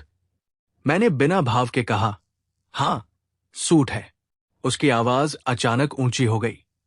तुम्हारे पास इतने पैसे कहां से आए इतना अच्छा सूट खरीदने के? क्या तुम्हें पता है कि यह है शहर की सबसे महंगी ब्राइडल शॉप है? यहां का एक साधारण सूट भी कम से कम 6 अंकों की कीमत का होता है। मैंने ऊपर से उसे देखा। होंठ हल्के से मुड़े। अच्छा, तो क्या हुआ? शेन ये अटक गई। उसके पास कोई जवाब नहीं था। शी हुआइशु ने बुरी नजरों से मुझे देखा। देर तक घूरता रहा। फिर अचानक उसकी आंखों में चमक आई। आंखें लाल हो गई। उसने शेन यी की बाह खींची और हिचकिचाते हुए कहा, शेन यी दीदी, फैंग युआन के पास इतने पैसे कहां से आए कि वो इतना अच्छा सूट खरीद सके? जरूर लोन लिया होगा। कहीं वो कहीं वो तुम्हारी शादी में तुम्हें अगवा करने की योजना तो नहीं बना रहा? दीदी, हमारी शादी में 2 महीने बाकी हैं। अगर उस दिन तुम सच में उसके साथ चली गई तो मेरी पूरी इज्जत धूल में मिल जाएगी। शेन ये सुनते ही भड़क गई। उसने मुझ पर गुस्से भरी नजरें गड़ाई। फैंग युआन, मुझे नहीं पता था कि तुम्हारा ऐसा इरादा है। मैंने तुमसे कहा था कि मैं तुमसे ही प्यार करती हूं। हुआइशु से शादी करने के पीछे सच में मजबूरी है। तुम समझते क्यों नहीं? जानते हो, तुम इस तरह हंगामा करके मुझे बहुत थका रहे हो। मैं तुम्हें चेतावनी देती हूं, अगर उस दिन तुम सच में आकर मुझे अगवा करने की कोशिश की और हुआइशु की बेइज्जती करवाई तो मैं तुम्हें कभी माफ नहीं करूंगी। मैंने शेन यी के गुस्से से विकृत चेहरे को देखा। अचानक हंस पड़ा। मेरी हंसी देखकर शेन यी एक पल ठिठकी। क्यों हंस रहे हो? तुम पर ही। मैंने धीरे धीरे सूट उतारकर पेई हु को पकड़ा दिया। शेन यी, तुम कहती हो कि मुझसे प्यार करती हो, कि शी हुआइशु से शादी में मजबूरी है, लेकिन तुम्हारे दिमाग में क्या चल रहा है? शादी में मेरा तुम्हें अगवा करना? शेन यी, तुम्हें सच में लगता है कि मैं तुम्हारे बिना नहीं रह सकता? और क्या? शेन जी ने पूरे भरोसे से मुझे देखा। हम इतने साल साथ रहे, कौन नहीं जानता कि तुम मेरे हो? वो रुकी, फिर बोली, तुम मुझे इतनी आसानी से कैसे छोड़ सकते हो? अच्छा, फैंग युआन, अब और नखरे मत करो। मैं तुम्हें एक बात साफ बता सकती हूं। मैं हुआइशु से इसलिए शादी कर रही हूं ताकि उसे शी परिवार का वारिस बनने में मदद कर सकूं। बाद में मैं उससे तलाक लेकर तुमसे शादी कर लूंगी। अगर तुम ऐसे ही बर्ताव करते रहे तो हो सकता है मैं सच में हुआइशु से ही शादी कर लूं। फिर पछताओगे तो देर हो जाएगी। मैंने उससे और बात करने का मन नहीं किया। कदम बढ़ाकर बाहर निकला। शैनी, दिमाग अच्छी चीज है, अगर दिमाग खराब हो तो इलाज करवाओ। शेन यी आग बबूला हो गई। वो मेरे पीछे आना चाहती थी, पर शी हुआइशु ने उसे कसकर पकड़ लिया। वो बस मेरी पीठ पर चिल्ला सकी, फै गा युआन, कमीने। मैं कहती हूं, अगर 1 हफ्ते के अंदर लौटकर माफी नहीं मांगी तो मैं तुम्हें जीवन भर माफ नहीं करूंगी। मैं अभी घर पहुंचा भी नहीं था कि शी हुआइशु का मैसेज आया। फैंग युआन, ज्यादा इतराओ मत। शैनी एक बार मुझसे शादी कर लेगी तो मेरे पास 100 तरीके हैं उसे तलाक देने से रोकने के। वो हमेशा के लिए मेरी बीवी बनकर रहेगी। फैंग युआन, छी, तुम पर तरस आता है। मैं पिछली सीट पर बैठा था, बिना सोचे रिप्लाई किया, मुबारक हो दोस्त, तुम्हारी बीवी को मैंने 5 साल रखा। वो बहुत हुनरमंद है। सामने वाला आग बुला हो गया। फोन लगातार वाइब्रेट होता रहा। शी हुआइशु के गुस्से भरे गंदे मैसेज भरे पड़े थे। मैं जोर से हंसा, जवाब देने की जरूरत नहीं समझी, सीधे ब्लॉक कर दिया। शादी की तारीख करीब आ रही थी। मैंने यूनिवर्सिटी के दोस्तों के ग्रुप में अपनी शादी की खबर डाल दी। आखिरकार कई साल साथ पढ़े, कुछ दोस्त अच्छे थे। बेशक मैंने लियू रुयान का नाम नहीं जोड़ा, वरना मेरा सबसे पक्का दोस्त भी कभी भरोसा नहीं करता। ग्रुप में तुरंत हंगामा मच गया। मेरे पुराने रूममेट किन युनशान ने सीधे शेन यी को टैग कर दिया। हे भगवान, यूनिवर्सिटी के बाद सबके रास्ते अलग हो जाते हैं, पर तुम दोनों आखिर शादी तक पहुंच ही गए। बाकी दोस्तों ने भी बातें शुरू कर दी। फैंग युआन ने पिछले जन्म में कौन सी गंगा स्नान कर ली थी? हमारी मिस शेन, कॉलेज क्वीन और अब शेन अध्यक्ष, सच में उसी से शादी कर रहा है? यार, फैंग युआन ने तो किस्मत का दरवाजा ही पकड़ लिया। कम से कम 30 साल की मेहनत बच गई। जलन हो रही है, रोना आ रहा है। मैंने देखा, मामला गड़बड़ा गया। ये गलतफहमी बहुत बड़ी हो गई। मैं सफाई देने ही वाला था कि शेन यी पहले ही लिख चुकी। @फैंग युआन, आखिर चाहते क्या हो? मैंने तुमसे शादी के लिए कभी हाँ नहीं कहा। क्या तुम मुझ पर जबरदस्ती थोप रहे हो? मैंने कहा था ना कि मैं पहले हुआइशु से शादी करूंगी। अब और बवाल मत करो। अगर तुमने शादी में आकर मुझे अगवा करने की कोशिश की तो मैं तुम्हें जीवन भर माफ नहीं करूंगी। ग्रुप में सीधे परमाणु विस्फोट हो गया। कियान फेंग, ओहो, मिस शेन, शेन अध्यक्ष और शी परिवार के नौजवान मालिक की शादी होने वाली है और फैंग युआन जबरदस्ती शादी का दबाव डाल रहा है। कितना बेशर्म है। तुरंत मुझसे न बनने वाले कुछ दोस्त भी कूद पड़े। अरे, सोचा नहीं था कि फैंग युआन ऐसा होगा। शेन अध्यक्ष को शी नौजवान मालिक से शादी करनी है और ये यहां जबरदस्ती कर रहा है। बिल्कुल बेहुदा हरकत है। रुको, एक बात और, तारीख देखो, 18 तारीख, युनदिंग ग्रैंड होटल। क्या ये वही दिन और जगह नहीं है जहां राष्ट्रप्रिय देवी लियू रुयान और फैंग युवराज की शादी है? सुना है 18 तारीख को युनदिंग ग्रैंड होटल ने बाहरी लोगों के लिए पूरी तरह बुकिंग बंद कर दी है। सिर्फ लियू देवी और फैंग युवराज की शादी होगी। कहीं ये फैंग युआन खुद को फैंग ग्रुप का युवराज बता रहा है? किन युनशान ने मुझे टैग किया। सच में? तू कहेगा तो मैं मान लूंगा। मैंने सोचा, फिर जवाब दिया, सच में। अगर तुम कहोगे कि फैंग युआन के दोस्त हो तो सिक्योरिटी अंदर जाने देगी। ग्रुप में 3 सेकंड की खामोशी, फिर दोबारा विस्फोट। इस फैंग युआन को लगता है कि उसका सरनेम फैंग है तो वो फैंग ग्रुप का युवराज बन गया। हाँ, हंसी आ रही है। या तो वो पागल हो गया है या फिर दुनिया ही बदल गई है। ये साल का सबसे मजेदार चुटकुला है। कियान फेंग, लियू देवी इस जमाने की राष्ट्रप्रिय देव ई है, मासूमियत की पहचान। और ये फैंग युआन, क्या औकात है इसकी? हम सहपाठी भला कौन नहीं जानता कि यूनिवर्सिटी में इसके पूरे महीने का खर्च 2000 भी नहीं था। कपड़े जूते सब सड़क किनारे के सस्ते सामान होते थे। अगर ये फैंग युवराज है तो मैं तो दुनिया का सबसे अमीर आदमी बन गया। शेन यी, फैंग युआन, तुम अगर मुझे गुस्सा दिलाने के लिए ही ऐसा कर रहे हो तो इतनी बकवास बात बनाने की जरूरत नहीं थी। फैंग परिवार और लियू परिवार, मेरा शेन परिवार दोनों को नाराज करने की हिम्मत नहीं रखता। तुम्हारी इतनी हिम्मत कैसे हुई? मैं जिसे मानना है मानो। ये लिखकर मैंने फोन बंद कर दिया। अब और देखने का मन नहीं था। इस दौरान इंटरनेट पर चर्चा चरम पर थी। हर तरफ मीडिया की कवरेज, ट्रेंडिंग पर लगातार कब्जा, प्रशंसकों की ओर से दुआओं की बौछार थी। शेन यी ने मुझे कई बार फोन किया। मैंने एक बार भी नहीं उठाया, सीधे नंबर ब्लॉक कर दिया। समय तेजी से बीता और 18 तारीख आ गई। शादी के दिन सभी बड़े न्यूज पोर्टल और मीडिया लगभग पूरी ताकत से कवरेज में जुटे थे। प्रशंसकों की भारी भीड़ ने युनदिंग ग्रैंड होटल को बाहर से 3-3 घेरों में लपेट रखा था। चारों तरफ नारे गूंज रहे थे, यान दीदी हमेशा खुश रहो, दीदी सबसे सुंदर, शादी मुबारक। बेशक मेहमानों और आयोजकों के अलावा इन मीडिया और प्रशंसकों का होटल के अंदर जाना नामुमकिन था। मैं और लियू रुयान होटल की सबसे ऊपरी मंजिल के विश्राम कक्ष में थे। बस समारोह शुरू होने का इंतजार था। उस वक्त लियू रुयान किसी सपने जैसी लग रही थी। आंखें सितारों जैसी, त्वचा बर्फ जैसी, सफेद शादी का जोड़ा उसके सुडौल शरीर की हर रेखा को उभा रहा था। युआन भैया, उसने मुड़कर मुझे शरारती नजरों से देखा।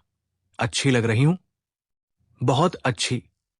मैंने बिना सोचे उसकी पतली कमर पकड़कर झुककर उसे चूम लिया। लियू रुयान का चेहरा लाल हो गया। उसने मेरी कमर पर जोर से चिकोटी काटी। मैं दर्द से चौंका, झट से छोड़ दिया। लियू रुयान खिलखिलाकर हंसी। हम कल रात आधी रात तक परेशान करते रहे, क्या अभी मन नहीं भरा? युआन भैया मुझे बस सताना जानते हैं। मैं जोर से हंसा और उसे बाहों में भर लिया। कहाँ भरेगा?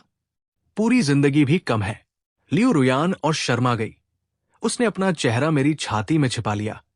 आंखों में मुस्कान थी।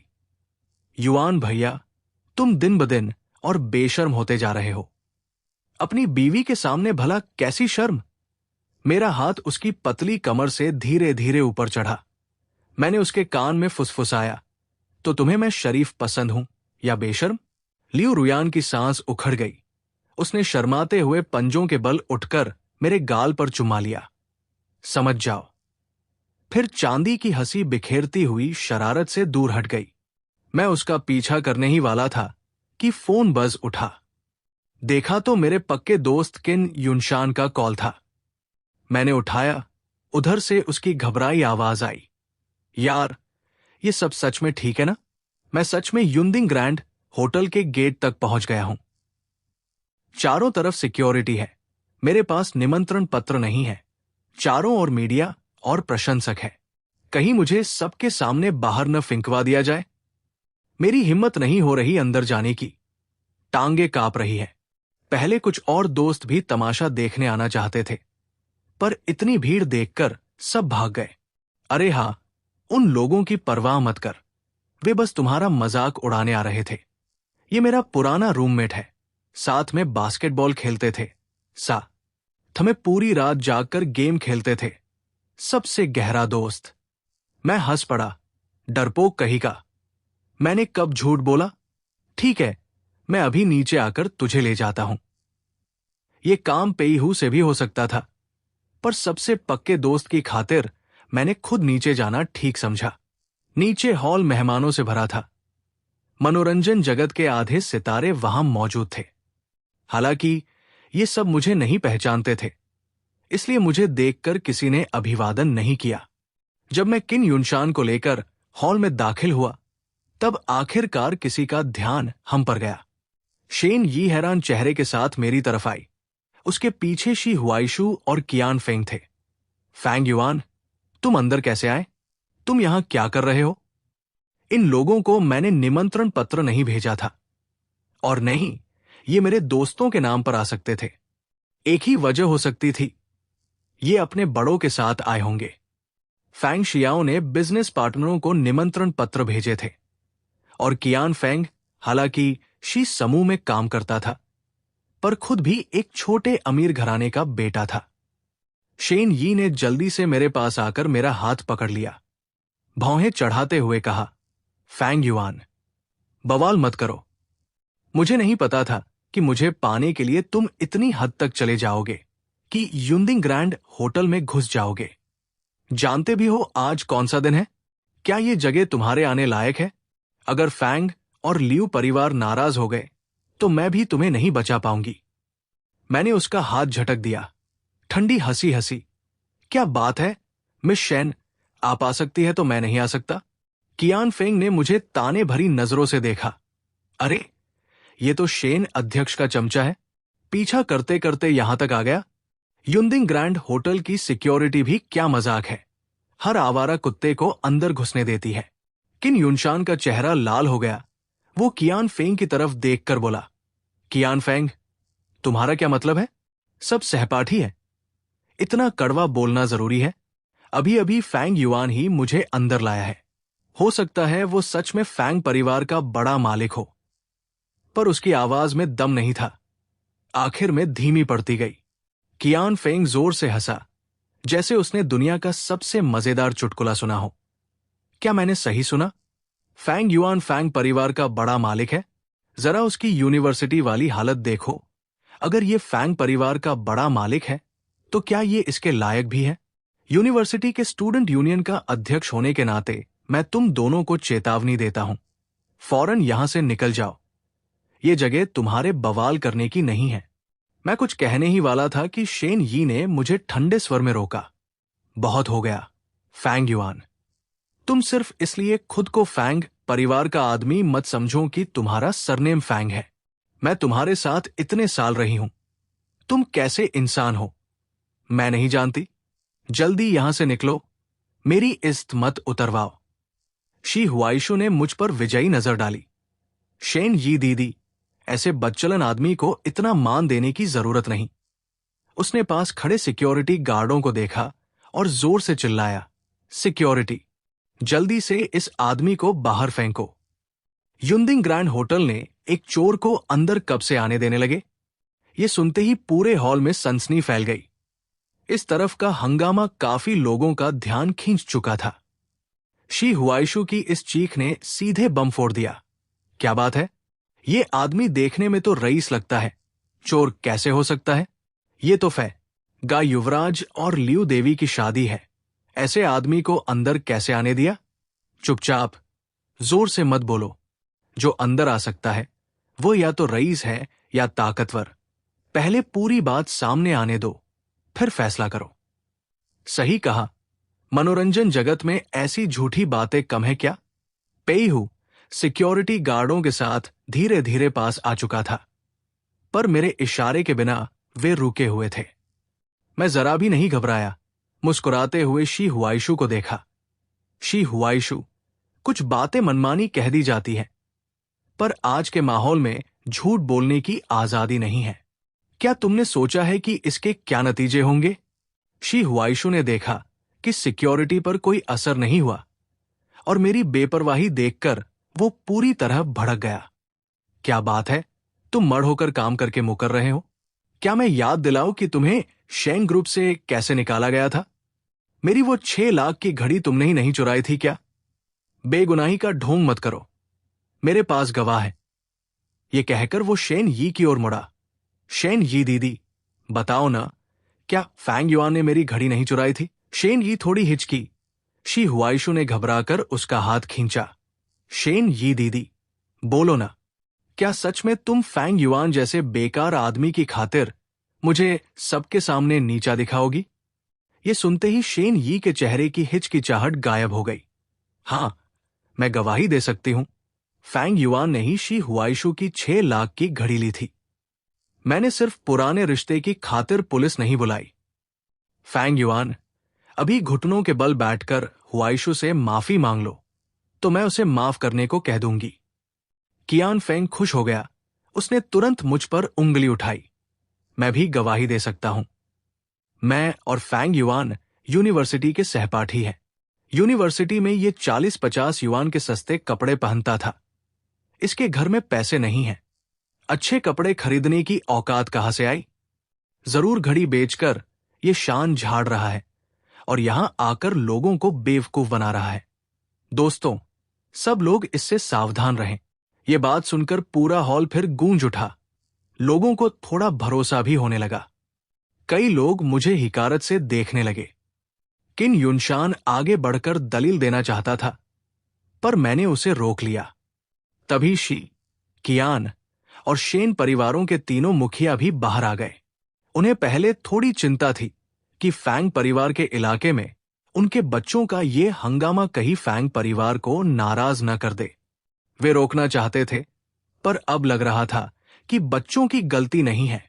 अगर सच में कोई बदचलन जानबूझकर हंगामा करने वाला पकड़ा जाता है, तो इससे फैंग परिवार की नजरों में उनकी छवि और अच्छी हो सकती है। यही सोचकर वे निश्चिंत होकर मजे से पूरा तमाशा देखने लगे। शेन यी ने चीख कर कहा, फैंग युआन, अब और क्या कहना है? घुटनों पर बैठकर माफी मांगो और यहां से बाहर निकलो। क्या तुम सच में फैंग परिवार का इंतजार कर रहे हो कि वो आकर तुम्हें सबक सिखाए? माफी? बाहर निकलो। मेरी नजरें ठंडी पड़ गई। मैंने सीधे उसके चेहरे पर एक जोरदार थप्पड़ मार दिया। पूरा हॉल एकदम सन्नाटे में डूब गया। हर कोई आंखें फाड़कर देख रहा था। विश्वास नहीं हो रहा था। इस आदमी ने फैंग युवराज और लियू देवी की शादी में हाथ उठाने की हिम्मत की? ये पागल है क्या? शेन यी ने सूजे हुए गाल को पकड़ा। आंखें चौड़ी करके मुझे ऐसे देखा जैसे विश्वास ही नहीं हो रहा। फैंग युआन, तुमने मुझे मारा? उसकी आवाज तीखी और कांपती थी। मैंने बेपरवाही से कहा, मार दिया। क्या अब मारने के लिए दिन भी देखना होगा? शी हुआइशु तुरंत भड़क गया। वो मेरा कॉलर पकड़ने दौड़ा। फैंग युआन, पागल हो गए हो? फैंग युवराज की शादी में शेन यी को मारने की हिम्मत? सिक्योरिटी कहा है, इस पागल को पकड़ो। मैंने सीधे उसके चेहरे पर एक थप्पड़ मारा। आवाज पूरे हॉल में गूंजी, पकड़ो। शी हुआइशु, तू एक घटिया नाजायज बेटा है और मुझ पर झूठे इल्जाम लगाता है। तेरी औकात ही क्या है? मैंने तुझे बहुत ज्यादा छूट दे रखी है। शी हुआइशु को थप्पड़ से इतना धक्का लगा कि वो 3 कदम पीछे हटकर पास के खाने की मेज से टकराया। शराब के गिलास झंझनाते हुए गिर पड़े। मैंने उस पर चढ़कर एक के बाद एक लातें उसके पेट पर बरसाई। शी हुआइशु दर्द से झुककर पेट पकड़े जमीन पर लोटने लगा, चीखने लगा। उसके सूट पर शराब और टूटे कांच के टुकड़े चिपक गए। हालत बुरी तरह बिगड़ गई। पूरे हॉल के मेहमान सन्न रह गए। ये आदमी कौन है? फैंग परिवार के इलाके में इतनी बेबाकी? कोई आगे नहीं आया, नहीं किसी ने रोकने की हिम्मत की। कुछ समझदार लोगों ने पास खड़े शांत सिक्योरिटी गार्डों को देखकर कुछ भाप लिया। वे जमीन पर लोटते शी हुआइशु को देखकर मन ही मन खुश हो रहे थे। शेन यी ने अपना गाल पकड़ा हुआ था। डर से चेहरा सफेद पड़ गया। फैंग युआन, पागल हो गए हो? रुको, क्या सच में हुआइशु को मार डालोगे? अगर नहीं रुके तो मैं तुम्हें जीवन भर माफ नहीं करूंगी। कियान फेंग डर के मारे पीछे खिसक गया। होंठ कांप रहे थे। फैंग युआन, तू तू सच में पागल है। यहां हाथ उठाने की हिम्मत? तुझे अपनी जान का डर नहीं? कियान फेंग मेरी ताकत जानता था। यूनिवर्सिटी में मार्शल आर्ट क्लब में मैं अकेले 5 को पटक सकता था। मेरी धाक जगजाहिर थी। मैं कहता हूं, तूने उन्हें मारा है तो मुझे मत मारना। उसकी बात सुनकर मुझे हंसी आ गई। तू नहीं बोलता तो मैं तुझे भूल ही जाता। मैंने सीधे उसे एक थप्पड़ मारकर जमीन पर गिराया और चढ़कर घूंसोनलातों की बौछार कर दी। मत मारो, दर्द हो रहा है। चेहरे पर मत मारो। भैया, गलती हो गई। तू मेरा सगा भाई है, बस करो। कियान फेंग, शी हुआइशु और शेन यी के पिता गुस्से से पागल हुए जा रहे थे। वे मुझे रोकने दौड़े, पर सिक्योरिटी गार्डों ने जानबूझकर उन्हें बाहर रोक लिया। वे बेबस कूद कूद कर चिल्ला रहे थे, ये क्या हो रहा है? तुम हमें रोक क्यों रहे हो? जल्दी उस पागल को पकड़ो। शेन यी के पिता मुझे पहचानते थे। उन्होंने शुरू से ही मेरे और उनकी बेटी के रिश्ते का विरोध किया था। कहते थे कि मैं उनकी बेटी के लायक नहीं। अब मुझे फैंग युवराज की शादी में इतना बवाल करते और उनकी बेटी को मारते देखकर उनकी आंखें गुस्से से लाल हो गई। फैंग युआन, कमीने, रुक जा। घुटनों पर बैठकर माफी मांग लो तो हम तुम्हें माफ करने पर विचार कर सकते हैं, वरना तुमने एक साथ हमारे शेन, शी और कियान तीनों परिवारों को दुश्मन बनाया तो मैं तुम्हें इस शहर में कहीं का नहीं छोड़ूंगा। नहीं, हम तुम्हें कानूनी रास्ते से जेल भिजवाएंगे। पूरी उम्र सलाखों के पीछे बितानी होगी। तभी फैंग शियाओ अपने साथियों के एक बड़े दल के साथ अचानक वहां आ धमके। कितनी बड़ी बात कह गए। हमारे फैंग परिवार के इलाके में मेरे इकलौते बेटे पर झूठे इल्जाम लगाओगे, उसकी मानहानि करोगे, उसे धमकाओगे और फैंग समूह के वारिस से घुटनों पर माफी मांगने को कहोगे?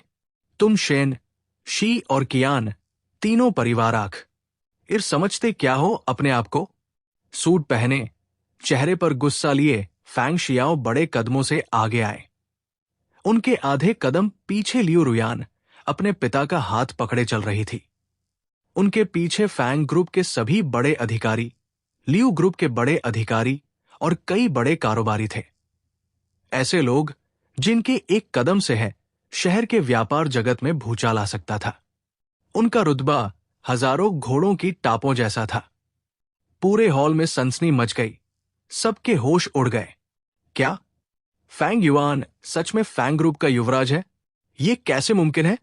पूरा हॉल स्तब्ध रह गया। शेन, शी और कियान तीनों परिवार तो ऐसे सन्न रह गए जैसे उनकी आंखें बाहर गिर पड़ेंगी। शी हुआइशु का मुंह खुला का खुला रह गया। उसे यकीन नहीं हो रहा था। कैसे मुमकिन है?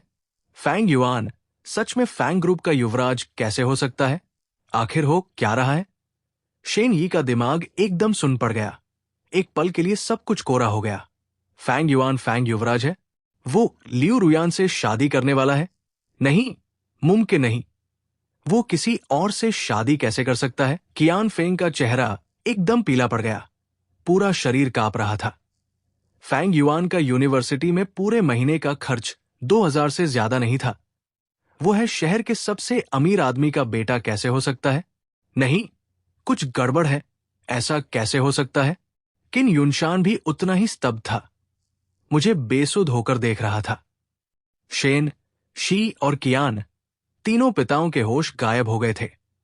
चेहरे मुर्दों जैसे सफेद पड़ गए थे। मैं फैंग शियाओ के पास जाकर अजीब नजरों से बोला, फैंग शियाओ, तुम जानबूझकर सही समय पर नीचे उतरे हो ना? फैंग शियाओ ने शर्मिंदगी भरी हंसी हंसी। समझ गया। मैंने खींचकर उन्हें घूरा, फिर पलटकर लियू रुयान का हाथ थाम लिया। फैंग शियाओ ने खांसकर गला साफ किया और उन तीनों बटेरों जैसे सिकुड़े पिताओं को घूरकर डांट जारी रखी। मुझे लगा कौन है ये? वही लोग हैं जो हमारे फैंग परिवार के इलाके में हमारे वारिस को हल्के में लेते हैं। तुम तीनों परिवारों में से किसमें मेरी हिस्सेदारी नहीं है? किसका हमारे फैंग परिवार से कारोबार नहीं है?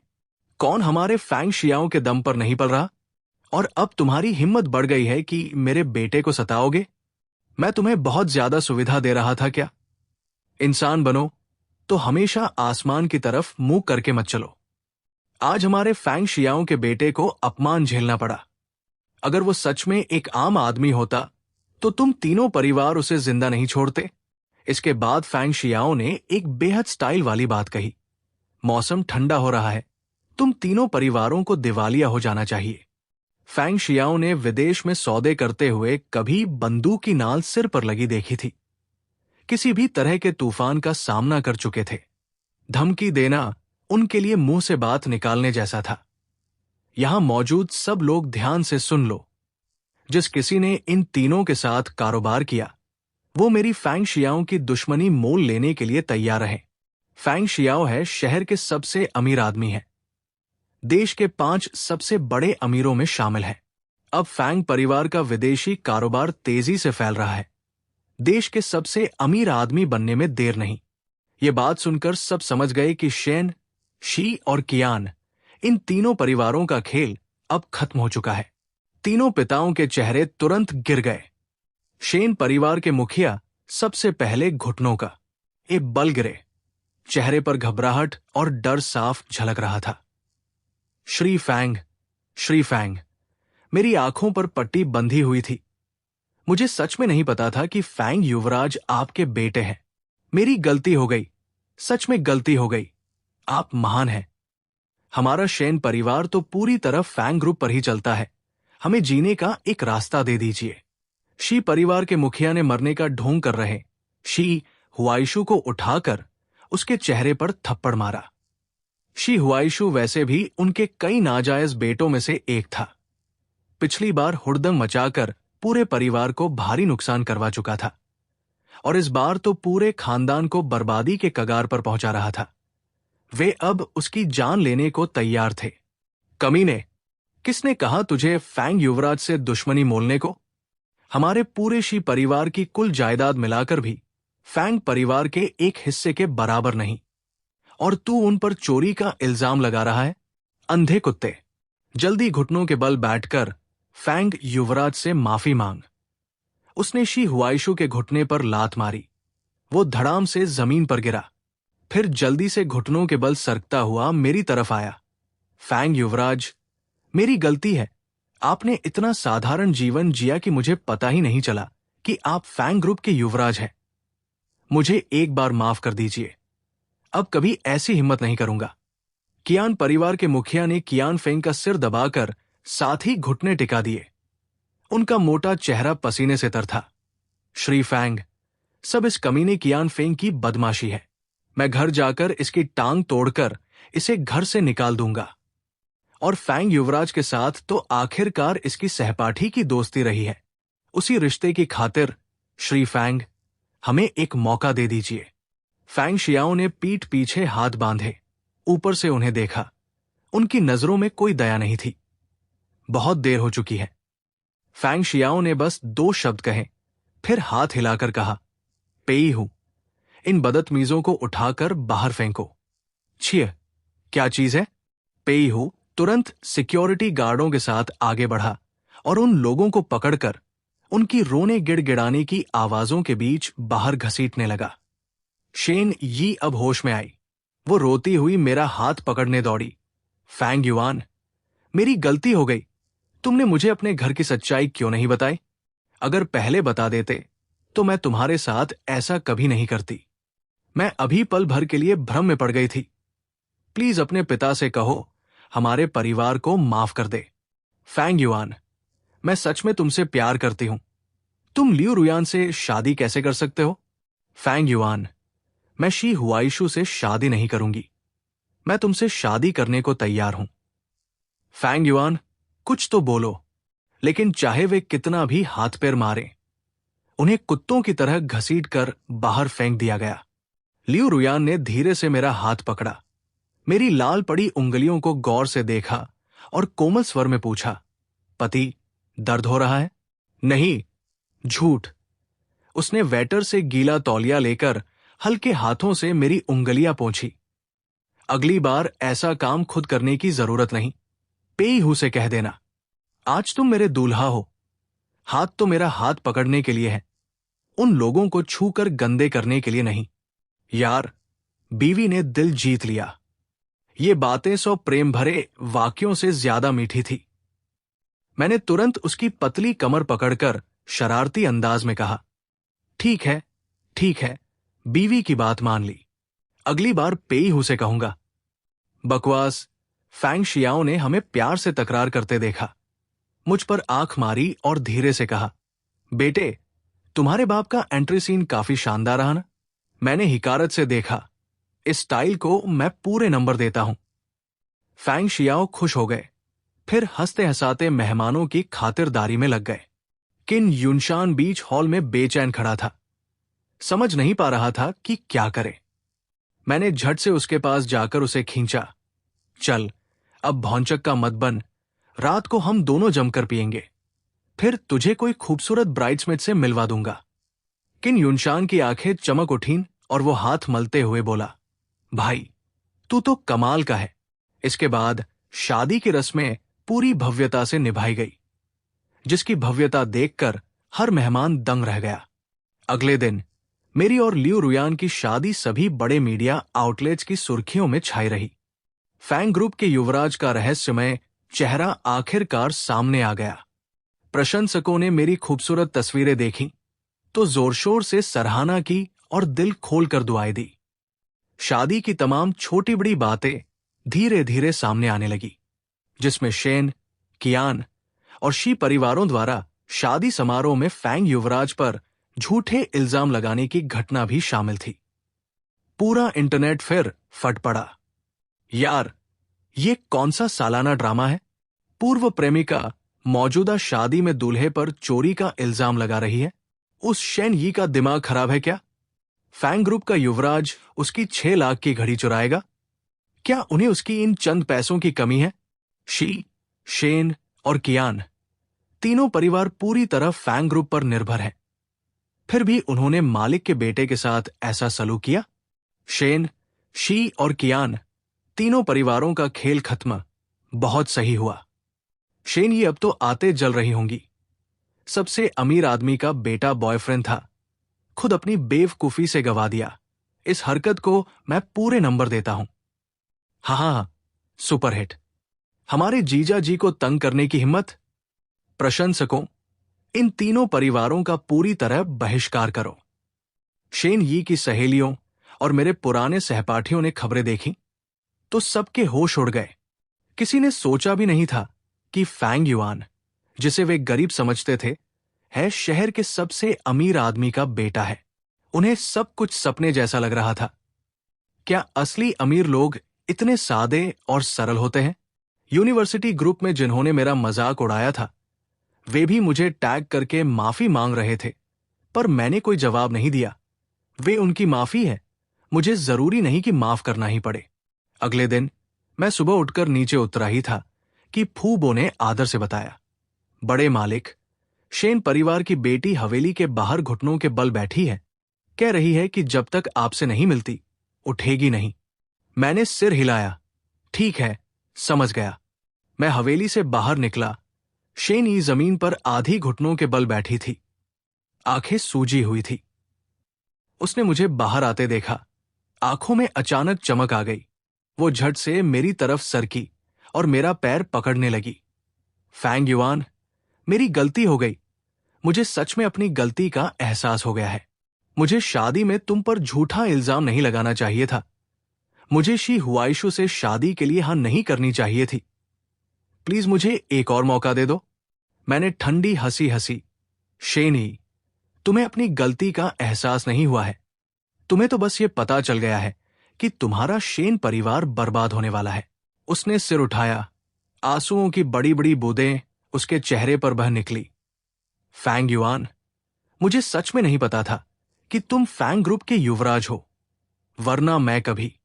बस करो, नाटक मत करो, मैंने उसकी बात काटते हुए कहा। शेनी, अगर मैं आज भी वही फैंग युआन होता तो क्या तुम आज यहां घुटनों के बल बैठकर मुझसे माफी मांग रही होती? शेन यी एक पल के लिए जड़ हो गई। आंसू और तेज बहने लगे, पर उसके पास इसका कोई जवाब नहीं था। खामोशी ही सबसे बड़ा जवाब है ना? शेनी, चली जाओ, यहां अपनी इज्जत मत गवाओ। मैं नहीं जाऊंगी। वो रोती हुई जिद से सिर हिलाती रही, मेरी पैंट की मोहरी दोनों हाथों से पकड़ ली। फैंग युआन, मुझे पता है कि मैं पहले गलत थी, मैं बहुत स्वार्थी थी। प्लीज मुझे एक और मौका दे दो। मेरा और शी हुआइशु का कोई संबंध नहीं है। मैंने सिर्फ साथ बड़े होने के रिश्ते की खातिर उसकी मदद की थी। मेरे अंदर का गुस्सा फूट पड़ा। मैंने उसे लात मारकर दूर गिराया। आंखें क्रोध से जल रही थी। मदद? कुछ भी नहीं है। शेनी, क्या तुम भूल गई कि शी हुआइशु ने शेन ग्रुप में पहले दिन मुझ पर कॉफी गिराने का झूठा इल्जाम लगाया था और तुमने सोचे बिना मुझ पर चिल्लाना शुरू कर दिया था? कितनी बार उसके एक फोन पर तुम मुझे छोड़कर भागी? मेरे जन्मदिन पर तुम क्या कर रही थी? तुम शी हुआइशु और उन सहेलियों के साथ शराब पी रही थी। तुमने तब क्या कहा था? मुझे समझदार बनने को कहा था। तुम जानती थी कि उसने झूठा इल्जाम लगाया है, फिर भी उसी का साथ दिया।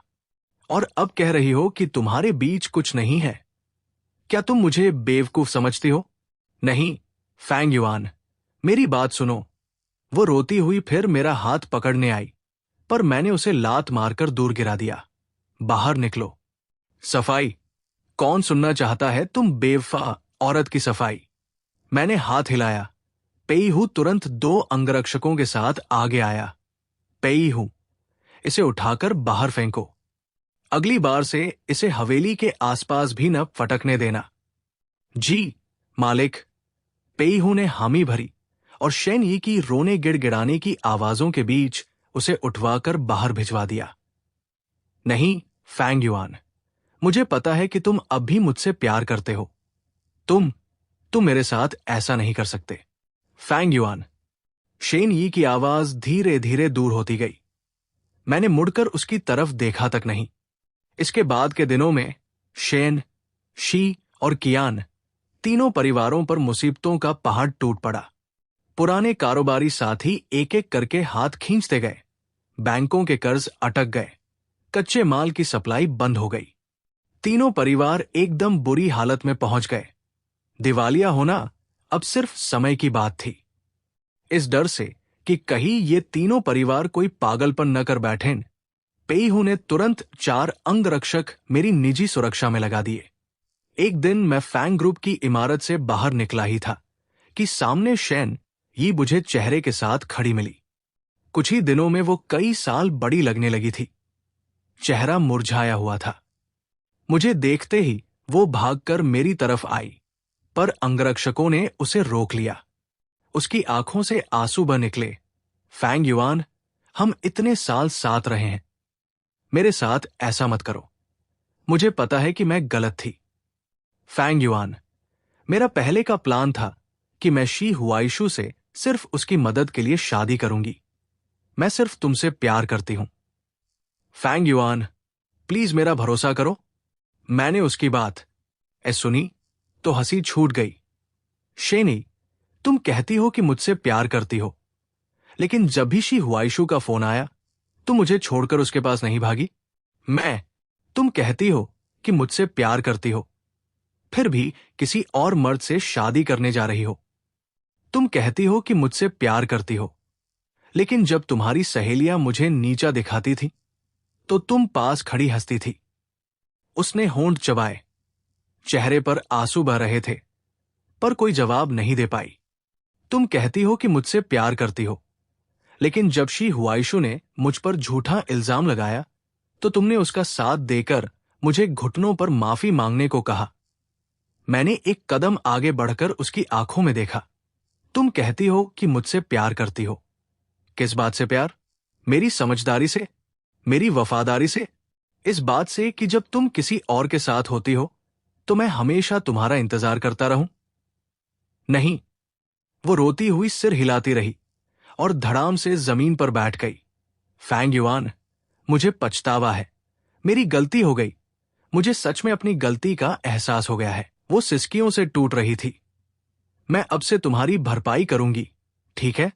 तुम जो कहोगे वही करूंगी। मैं लियू रुयान से होड़ नहीं करना चाहती।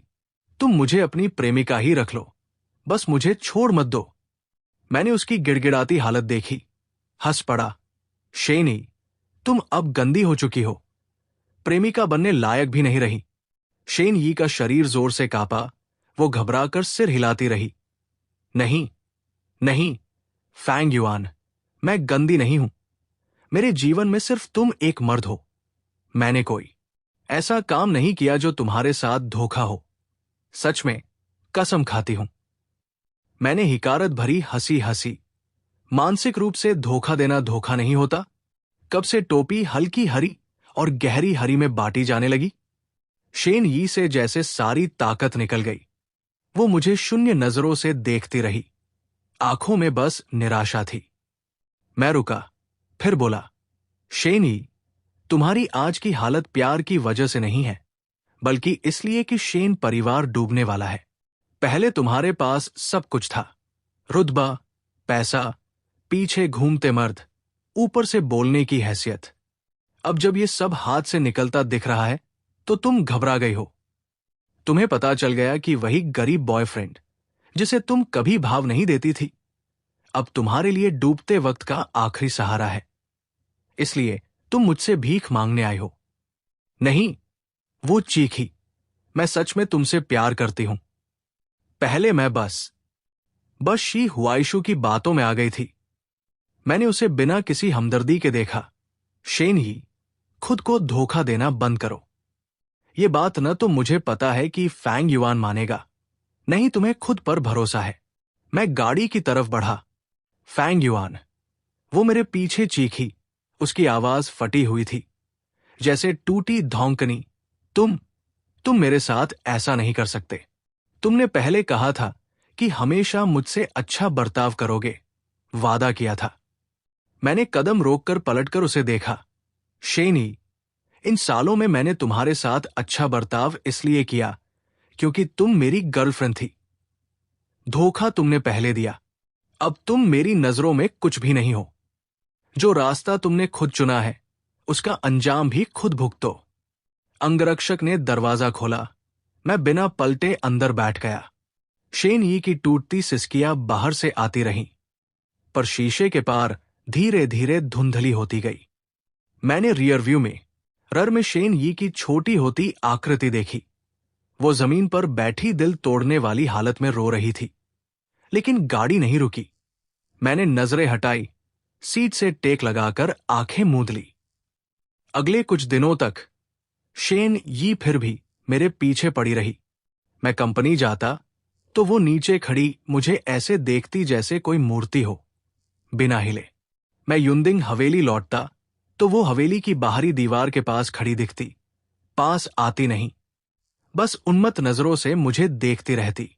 मैं रेस्टोरेंट खाने जाता तो वो बाहर खड़ी रहती।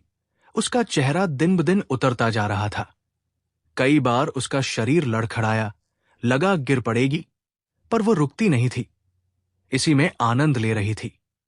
हाँ, सच ही कहा गया है, देर से आई गहरी भावना घास से भी सस्ती होती है। एक दिन मैं और लियू रुयान एक कपल रेस्टोरेंट में कैंडललाइट डिनर कर रहे थे। तभी मैंने उसे फिर देखा, बाहर सड़क किनारे एक पेड़ के पास स्ट्रीट लाइट के नीचे अकेली खड़ी। लियू रुयान ने मेरी हरकत देखी, मेरी नजरों के पीछे खिड़की से बाहर देखा, फिर नजरें हटाकर होंठ टेढ़े किए, कुछ नहीं बोली। मैंने लियू रुयान का शांत चेहरा देखा। अचानक हंसी आ गई। बीवी, क्या तुम्हें जलन हो रही है? छोटी बच्ची तुरंत तिलमिला गई, बोलते बोलते हकलाने लगी। कौन? किसे जलन हो रही है? तुम बकवास मत करो। मैं जोर से हंसा, उसके ठुनकते होठों को देखा। जलन क्यों नहीं हो रही? लियू रुयान थोड़ी झेंपी। क्या? क्या क्यों? मुझे जलन नहीं हो रही। पति, जिस तरह तुम उसे देख रहे हो, बिल्कुल वैसे ही जैसे दरवाजे के उस पेड़ को देख रहे हो। इसमें जलन की क्या बात है? मैं एक पल ठिठका, फिर हंसकर सिर हिलाया।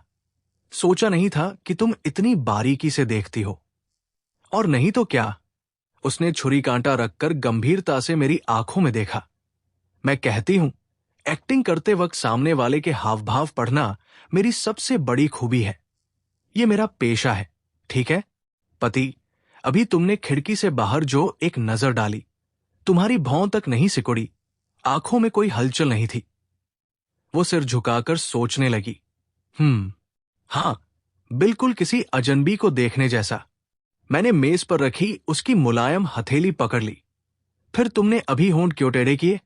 उसके कान लाल हो गए। मुझे बस थोड़ी सी बेचैनी हुई। अरे पति, सिर्फ थोड़ी सी ही, तुम ये मत सोचना कि मैं छोटी सोच वाली हूं। फिर उसने गुस्से से मुझे घूरा। शैतान पति, तुम मेरी पोल खोले बिना नहीं रह सकते। मैंने हंसते हुए उसका हाथ और कसकर पकड़ा। अरे बीवी, आगे से जलन होने पर बड़पन का ढोंग करने की जरूरत नहीं। जलन हो तो पति को बता दिया करो, पति तुम्हें मना लिया करेगा। उसने होंठ फुलाकर मुंह फेरा, धीरे से बड़बड़ाई। किसे मनाना है तुम्हें? कहते वक्त उसकी आंखों के कोनों में मुस्कान थी। मैंने लियू रुयान से थोड़ी देर मजाक किया, फिर उठकर बाहर की तरफ गया। बाहर निकलते ही मेरा चेहरा ठंडा पड़ गया। मैंने तेजी से शेन यी के पास जाकर उसे घूरा। शेन यी, पागल हो गई हो क्या? रोज मेरे पीछे भूत की तरह लगी रहती हो क्यों? मैं चेतावनी देता हूं, अगर तुमने मेरा पीछा करना बंद नहीं किया तो मैं तुम्हारे साथ अच्छा नहीं करूंगा। शेन यी की आंखों में गहरी निराशा थी। आंसू बह निकले। फैंग युआन, मैं सच में बेबस हूं। मेरे पिता बीमारी से गिरकर आईसीयू में हैं। शेन ग्रुप सच में डूबने वाला है। फैंग युआन, मैंने शी हुआइशु से सारा संपर्क का तोड़ दिया है। सच में, भरोसा करो, मुझे अपनी गलती का एहसास है। प्लीज, पुराने रिश्ते की खातिर मेरी मदद कर दो। तुम जो कहोगे मैं करूंगी। फैंग युआन, उसने दोनों हाथ जोड़कर बेचारगी से मुझे देखा। फैंग युआन, प्लीज, मुझे बस एक बार माफ कर दो। मैंने ताने भरी नजरों से उसे देखा। शेनी, क्या तुम भूल गई कि तुमने मेरे साथ कैसा बर्ताव किया था? जो बातें तुमने मुझसे कही, वो तुम्हें जरा भी याद नहीं? ये सब तुम्हारी अपनी चुनी हुई राह का नतीजा है। मैं आखिरी बार कह रहा हूं, मेरे पीछे मत पड़ो। मैं तुम्हें न माफ करूंगा, न मदद करूंगा, क्योंकि मैं तुमसे प्यार करना कब का छोड़ चुका हूं। शेन ये आखिरकार पूरी तरह टूट गई। उसके शरीर की सारी ताकत जाती रही। वो वही जमीन पर ढह गई। वो जमीन पर बैठी मुझे ऊपर की ओर देख रही थी। आंखों में बस मौत का सन्नाटा था। वो बुदबुदाती रही, जैसे आत्मा ही निकल गई हो। तुम मुझसे प्यार नहीं करते? तुम मुझसे प्यार कैसे नहीं कर सकते? पहले तुम मेरे साथ इतने अच्छे थे। मैं कितनी बेवकूफ हूं। मैं फैंग ग्रुप की मालकिन बनने से बस एक कदम दूर थी। सब मेरी गलती। मैं शेन यी पूरी तरह बेवकूफ हूं। उसने हाथ उठाया और जुए में सब कुछ हार चुके जुआरी की तरह खुद के चेहरे पर जोर से 2 थप्पड़ मारे। फिर उठकर लड़खड़ाती हुई भाग गई। 1 महीने बाद मैं और लियू रुयान समुंदर किनारे हनीमून मना रहे थे। वो सेक्सी बिकिनी पहने मेरी बाहों में लेटी एक एक करके अंगूर मेरे मुंह में डाल रही थी। पेई हू कुछ दूरी पर खड़ा था। उसने हमारे पास आकर दखल नहीं दिया, फोन कर दिया। मैंने उठाया।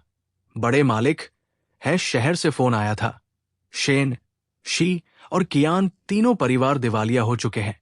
शेन यी की सहेलियों के घरों के कारोबारों को भी भारी नुकसान पहुंचा है। कई तो है शहर छोड़कर तीसरे चौथे दर्जे के शहरों में चले गए हैं।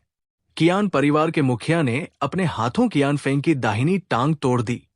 हड्डी चूर चूर हो गई।